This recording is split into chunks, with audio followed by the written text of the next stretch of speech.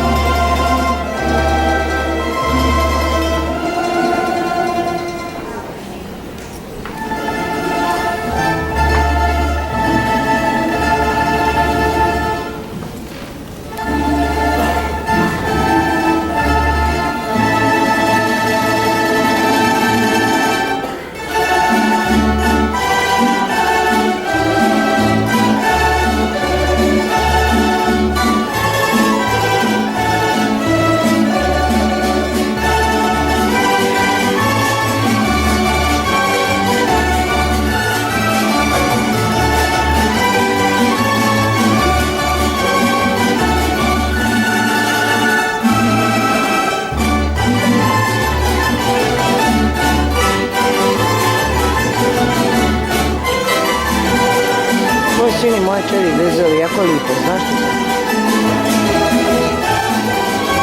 I don't care.